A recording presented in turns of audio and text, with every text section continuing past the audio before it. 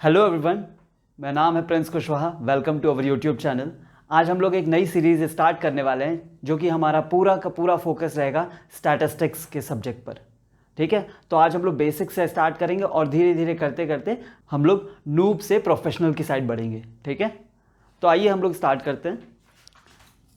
Topic का नाम लिख देते हैं स्टैटिस्टिक्स। ठीक है, स्टैटिस्टिक्स के बारे में अगर आप लोगों को कभी भी कोई क्वेश्चन पूछा जाता है तो सबसे पहले आपको उसको डिफाइन करने के लिए ये देखना होगा कि उसकी ओरिजिन क्या है। ठीक है, तो यहां पर हम लोग सबसे पहले डिफाइन करने के लिए सबसे पहले हम लोग देखेंगे कि स्टैटिस्टिक्स की ओरिजिन क्या है। ठीक है, अब स्टैटिस्टिक्स की ओरिजिन को डिफाइन करने के लिए मेनली 3 चीज़ें हम लोग देखने वाले हैं।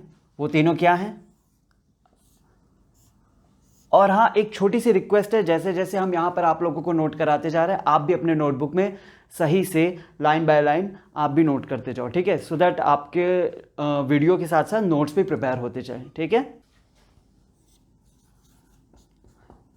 Latin, Italian and German. ठीक है, स्टैटिस्टिक्स ये जो वर्ड है इसका ओरिजिन आपका लैटिन से भी हुआ, इटली से भी हुआ और जर्मनी से भी हुआ। ठीक है, लैटिन में वर्ड था इटालियन,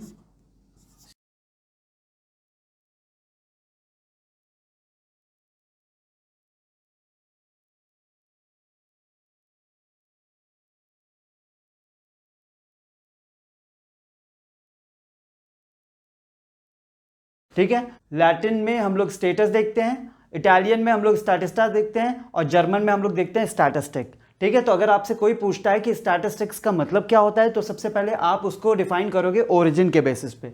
ठीक है, ओरिजिन के बेसिस पे आप 3 टर्म्स में डिफाइन कर सकते हो। स्टेटस जो कि लैटिन के थ्रू आया, स्टैटिस्टा जो कि इटालियन वर्ड है, और ये आपका स्टैटिस्टिक याद रखिएगा ये लास्ट में के है। ठीक है, तो ये आपका एक जर्मन वर्ड है। ठीक, तो डिफाइन करने के लिए सबसे पहले आप लोग को देखना होगा ओरिजिन। उसके बाद आपको देखना पड़ेगा ये जो स्टैटिस्टिक्स वर्ड है। ठीक है, ओरिजिन तो हम लोगों ने देख लिया, अब ये लाया क्यों गया, मतलब क्या रीजन था कि इस वर्ड को इंट्रोड्यूस किया गया। ठीक है, इसको ओरिजिनेट किया गया। तो रीजन ये था टू मीट द एडमिनिस्ट्रेटिव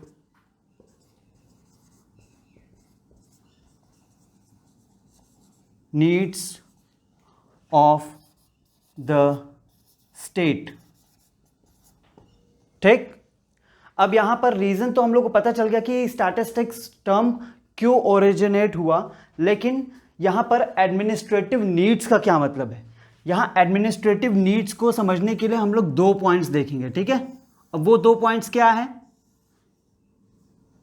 वो हम लोगों को अच्छे से समझना पड़ेगा ताकि इसका ये जो टर्म है ये क्यों पॉपुलराइज हुआ वो हम अच्छे से समझ सकें।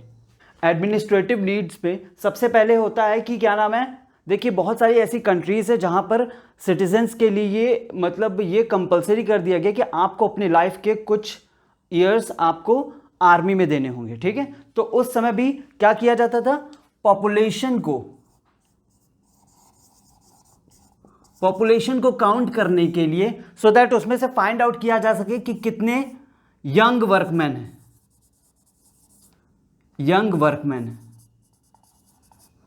टोटल पॉपुलेशन काउंट करेंगे और फिर उसमें से देखेंगे कितने यंग लोग हैं और उनको आर्मी में रिक्रूट किया जाए, आर्मी रिक्रूटमेंट।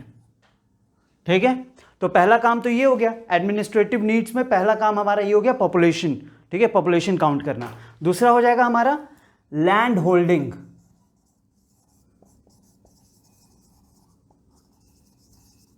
ठीक, मतलब कितने लोगों के पास कितनी जमीन है।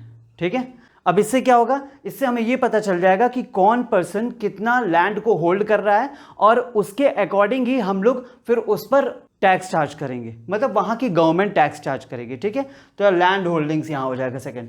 तो यहां पर एडमिनिस्ट्रेटिव नीड्स में 2 चीजें आती है, पहला पॉपुलेशन को काउंट करना और दूसरा लैंड होल्डिंग्स देखना। ठीक है, कि कितने लोग कितना लैंड को होल्ड कर रहे हैं और फिर उसके बेसिस पर उन लोगों से टैक्सेस वगैरह चार्ज करना। ठीक है, तो एडमिनिस्ट्रेटिव नीड्स में हम लोगों ने दोनों चीज़ें देख ली हैं, पॉपुलेशन भी देख लिया है और लैंड होल्डिंग्स देख लिया है। बाय द वे यहाँ पर जो स्टेट लिखा हुआ है, ठीक है, ये जो टर्म स्टेट है, स्टेट का मतलब यहाँ पर राज्य से नहीं है, स्टेट का मतलब यहाँ पर कंट्री से। आई नो वैसे ये तो बहुत ही ज़्यादा बेसिक चीज़ है, लेकिन हमने सोचा एक बार आपको बता दूँ, ठीक। स्टेट का मतलब यहाँ कंट्री से। तो अभी हम लोगों ने बात कर ली स्टैटिस्टिक्स के ओरिजिन के बारे में और स्टैटिस्टिक्स को लाया क्यों गया उसके रीज़न के बारे में, ठीक है, यानी कि पर्पस भी आप कह सकते हो। चलिए अब इसको रब करते हैं और तब तक आप लोग इसको नोट कर लीजिए और फिर उसके बाद हम लोग आगे की बात करते हैं।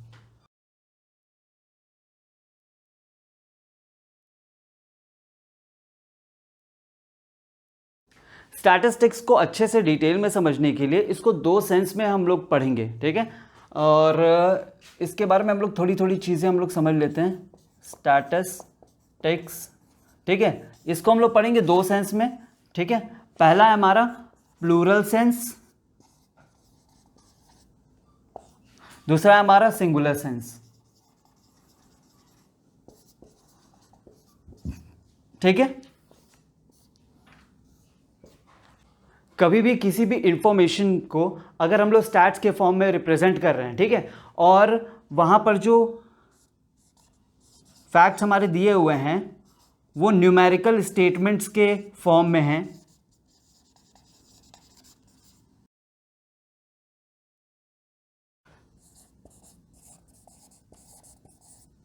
ठीक। तो अगर वो न्यूमेरिकल स्टेटमेंट ऑफ फैक्ट्स के फॉर्म में है तो वो आपका प्लूरल सेंस में आ जाएगा, ठीक है। और अगर टेक्निक्स और मेथोडोलॉजीज के टर्म्स में है तो वो आपका सिंगुलर सेंस में आ जाएगा, ठीक है। ये बात को आपको ध्यान रखनी पड़ेगी कि प्लूरल सेंस का क्या सीन होता है और सिंगुलर सेंस का क्या सीन होता है, ठीक है। देखिए ये जो भी चीज़ें हम आपको समझा रहे हैं, स्टैटिस्टिक्स अगर आपका सब्जेक्ट है तो स्टैटिस्टिक्स में एक क्वेश्चन तो आपका फॉर श्योर है कि वो आना है कि स्टैटिस्टिक्स का मतलब क्या है, उसके बारे में और अच्छे से एक्सप्लेन करिए।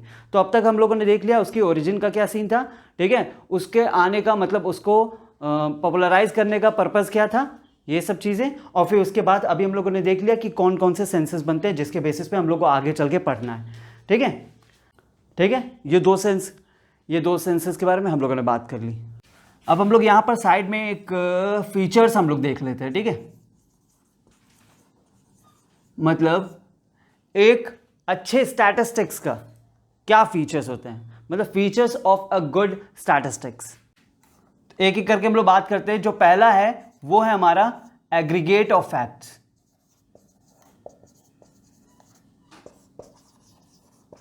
देखिए अगर कोई एक सिंगल फैक्ट दिया हुआ है, ठीक है, और उससे आपको स्टैट्स बनाना है तो ये पॉसिबल नहीं है। अगर कोई इंडिविजुअल का डेटा दिया हुआ है तो उससे स्टैट्स नहीं बन सकता। नंबर ऑफ इंडिविजुअल्स अगर ज़्यादा होंगे, ठीक है, एक से ज़्यादा होना चाहिए, तभी आप स्टैट्स वहाँ पर क्रिएट कर सकते हो, तभी वो स्टैट्स का फॉर्म, स्टैट्स का बेसिस बन सकता है, ठीक है। तो हमेशा याद रखिएगा कि स्टैटिस्टिक्स में हमेशा एग्रीगेट देखा जाता है, कोई सिंगल इंडिविजुअल के बारे में बात नहीं होती, ठीक है। नेक्स्ट है न्यूमेरिकली एक्सप्रेस्ड।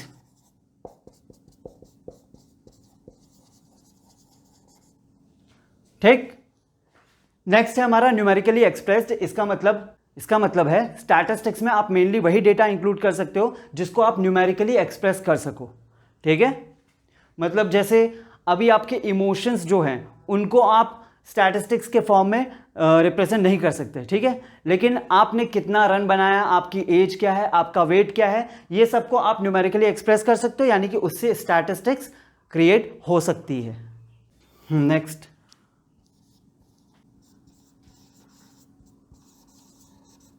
नेक्स्ट है प्री डिटरमाइंड पर्पसेस। स्टैटिस्टिक्स जो आप मेंटेन कर रहे हो या फिर बना रहे हो उसका पर्पस प्री डिटरमाइंड होना चाहिए, मतलब आपको पहले से ही पता होना चाहिए कि आपका मेन पर्पस क्या है। जो स्टैटिस्टिक्स आपने मेंटेन किया है, जो भी बनाया है, उससे आपको जो आउटपुट मिलने वाला है वो आउटपुट को आप कैसे यूज़ करने वाले हो ये बात आपको पहले पता होना चाहिए, ठीक है। तभी आप स्टैटिस्टिक्स को फिर अच्छे से क्रिएट कर सकोगे और उसमें ज़्यादा एक्यूरेसी भी ला सकोगे, ठीक है। तो ये हमारा थर्ड पॉइंट हो गया।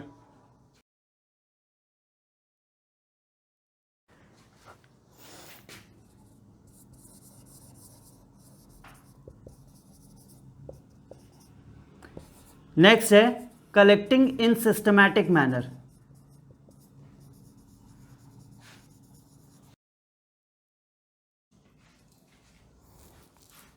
नेक्स्ट है हमारा कलेक्टिंग इन सिस्टमैटिक मैनर। तो यहां पर इसका ये मतलब हो रहा है कि अगर आपको स्टैटिस्टिक्स मेंटेन करनी है, ठीक है, तो आपको पहले से चीज़ों को प्लान करना पड़ेगा। जब आप प्लान करोगे तो आप कई सारे स्टेप्स के बेसिस पर चीज़ों को डिवाइड कर दोगे कि इसके बाद ये होगा, उसके बाद ये होगा, उसके बाद ये होगा, मतलब वो सीक्वेंस में आ जाएगा, ठीक है। और जब आप उसी सीक्वेंस के अकॉर्डिंग अपना काम करोगे तो स्टैटिस्टिक्स में एक्यूरेसी आपकी बढ़ जाएगी और वो स्टैटिस्टिक्स आपका बहुत अच्छे से प्रिपेयर हो जाएगा, ठीक है। तो ये आपका 4th पॉइंट था। और अब हमारा लास्ट पॉइंट होगा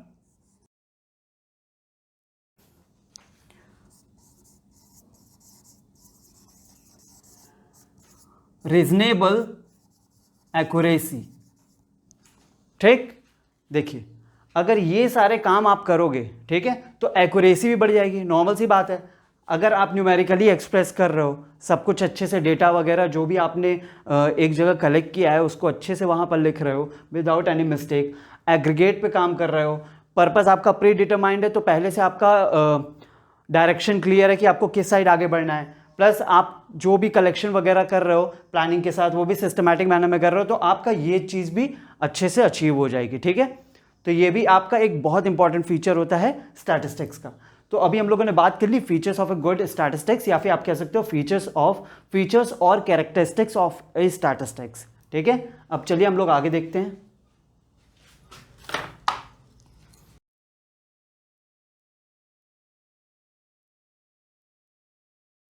तो अभी हम आप लोगों को कुछ एक्स्ट्रा फीचर्स बताने वाले हैं स्टैटिस्टिक्स के, ठीक है। स्टैटिस्टिकल मेथड्स में आप उसको कैसे फ्रेम करोगे उसके बेसिस पे यहाँ 4 से 5 पॉइंट्स लिखेंगे और उसका निमोनिक भी आपको प्रोवाइड कर देंगे सो दैट आप चीज़ों को अच्छे से याद कर सकें, ठीक है। तो पहले तो आप लोग ऐसे समझिए COPAI,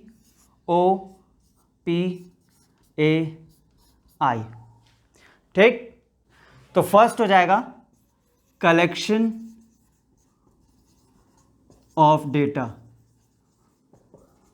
दूसरा हो जाएगा ऑर्गेनाइजेशन ऑफ डेटा, ठीक। तीसरा हो जाएगा presentation of data, analysis of data, आई से इंटरप्रिटेशन ऑफ डेटा, ठीक है। तो आपको आप ये कह सकते हो कि ये आपके कुछ एक्स्ट्रा फीचर्स हैं और इसको भी अगर आप मतलब इसको भी अगर एक हेडिंग देना चाहते हो तो आप ये लिख सकते हो यहां पर features of statistics as statistical methods,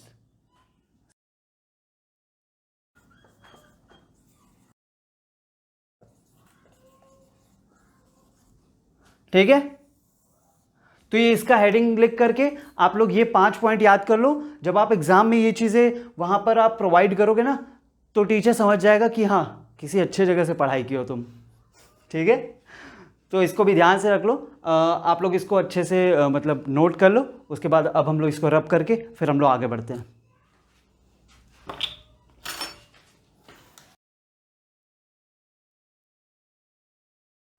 तो अब हमारा यहाँ पर जो लास्ट टॉपिक हम लोग डिस्कस करने वाले हैं, मतलब इस वीडियो का लास्ट टॉपिक, वो होगा हमारा लिमिटेशंस, ठीक है। अभी तक हम लोगों ने स्टैटिस्टिक्स के बारे में बहुत सारी बातें कर ली हैं, लेकिन अब हम लोगों को देखना है कि ये जो टर्म स्टैटिस्टिक्स है इसके कुछ लिमिटेशंस भी होते हैं या नहीं।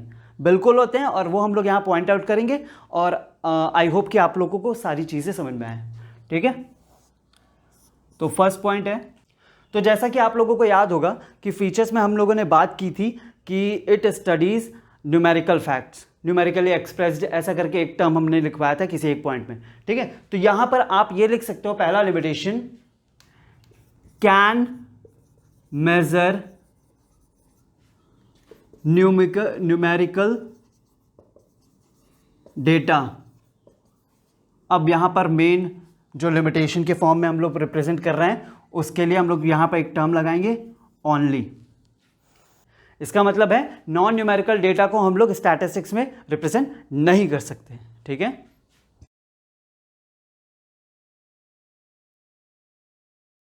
नेक्स्ट है हमारा स्टडीज एग्रीगेट्स ओनली। ये वाला भी हम लोगों ने फंक्शंस में देखा था।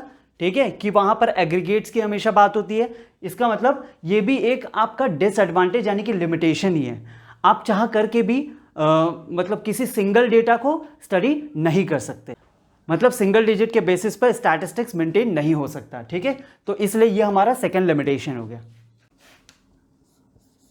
नेक्स्ट है हमारा होमोजेनिटी ऑफ डेटा। ठीक है, इसका मतलब है कि अगर आपको स्टैटिस्टिक्स मेंटेन करनी है, ठीक है, तो आपके जो डेटा होने चाहिए वो होमोजेनस नेचर के होने चाहिए, मतलब सभी एक टाइप के डेटा होने चाहिए। देखिए, अगर मान लीजिए 4 से 5 लोग हैं, ठीक है, और किसी का एज, किसी का वेट, किसी का कोई भी कैरेक्टरिस्टिक लेकर के आप स्टैटिस्टिक्स मेंटेन नहीं कर सकते। अगर सभी का आप एज लो या फिर सभी का आप वेट लो, तभी आप कंपैरिजन करके स्टैट्स मेंटेन कर सकते हो। तो उसी के लिए बोला गया है कि होमोजेनिटी इंपॉर्टेंट होनी चाहिए, यानी कि वो भी आपका एक लिमिटेशन है। क्यों? क्योंकि यहां पर हेट्रोजेनिटी को क्या किया जा रहा है,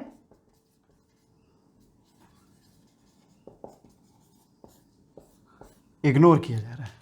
ठीक है, नेक्स्ट पॉइंट है विदाउट रेफरेंस रिजल्ट्स में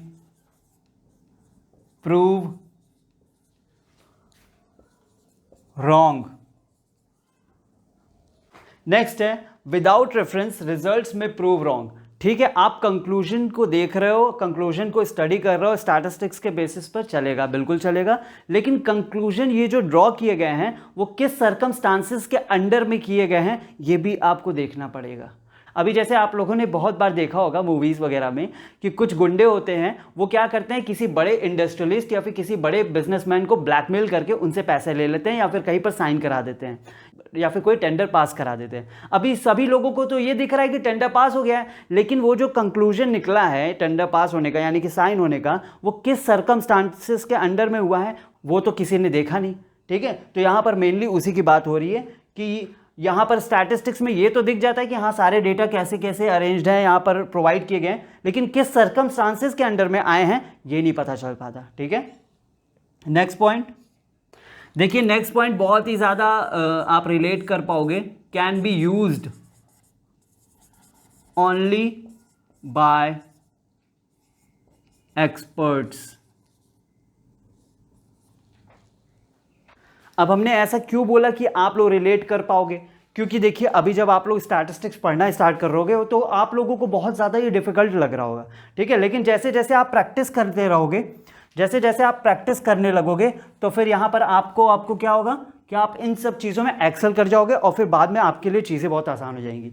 ठीक है, मतलब कोई भी लेमैन उठ करके इसको प्रैक्टिस में अगर लाएगा स्टैटिस्टिक्स को, तो वो डेटा को इनएक्यूरेट बना देगा और बेकार कर देगा। ठीक है, इसलिए बोला गया है कि ये सिर्फ और सिर्फ एक्सपर्ट्स ही यूज़ कर सकते हैं। ठीक है, तो ये भी आपका एक लिमिटेशन है। ठीक है, तो मतलब स्टैटिस्टिक्स मेनली एक्सपर्ट्स द्वारा ही यूज़ किया जाएगा और उसको लेमैन वगैरह यूज़ नहीं कर सकते, कोई रैंडम पर्सन यूज़ नहीं कर सकता अगर आप एक्यूरेसी चाहते हो तो। ठीक, तो आज हम लोगों ने काफ़ी सारी बातें कर ली हैं। ठीक है, स्टैटिस्टिक्स के बारे में हम लोगों ने बात कर लिया, स्टैटिस्टिक्स को डिफाइन कैसे करना है उसके लिए हम लोगों ने देख लिया ओरिजिन का क्या सीन है, उसके लिए हम लोगों ने देख लिया कि उसका पर्पस क्या था, क्यों उसको पॉपुलराइज किया गया या फिर क्यों वो बहुत ज़्यादा पॉपुलर हो गया ये टर्म। फिर उसके बाद हम लोगों ने बात की कि दो सेंसेस में हम लोग इसको पढ़ते हैं। ठीक है, एक प्लूरल सेंस और एक आपका सिंगुलर सेंस। फिर हम लोगों ने फीचर्स देख लिए, फिर उसके बाद हम लोगों ने लिमिटेशंस भी देख लिया। ठीक है, बहुत सारी चीज़ें आज हम लोगों ने देख ली। आई होप कि आप लोगों को सभी चीज़ें बहुत अच्छे से समझ में आई होंगी। इन केस अगर कुछ नहीं समझ में आया है तो कमेंट बॉक्स बिल्कुल तुम्हारा है, वहाँ पर जाके कमेंट करो और जो भी तुम्हारे प्रॉब्लम्स हैं या फिर जो भी तुम्हारे डाउट्स हैं या फिर जिस भी टॉपिक पर आपको नया वीडियो चाहिए या फिर किसी टॉपिक में डाउट हो तो फिर आप वहाँ पर जाके मेंशन करो। ठीक है, आई होप आप सभी को ये वीडियो अच्छी लगी होगी। वीडियो समझ में आई हो तो लाइक कमेंट शेयर सब्सक्राइब करें। ये 4 चीज़ें हमने बोली हैं, चारों चीज़ें होनी चाहिए, ठीक है। बहुत एफर्ट्स लगते हैं, देख रहे हो ना, बहुत ज़्यादा पसीना निकल रहा है, बहुत ज़्यादा गर्मी है लेकिन फिर भी बनाना तो था ही वीडियो आप लोगों के लिए, काफ़ी ज़्यादा टाइम हो गया था। तो ये जो 4 चीज़ें बोली हैं, ये 4 चीज़ें हो जानी चाहिए, ठीक है। और आप सभी अपना ध्यान रखें, गर्मी बहुत है तो खूब सारा पानी पियो और अपने पेरेंट्स का ध्यान रखो। Thank you so much.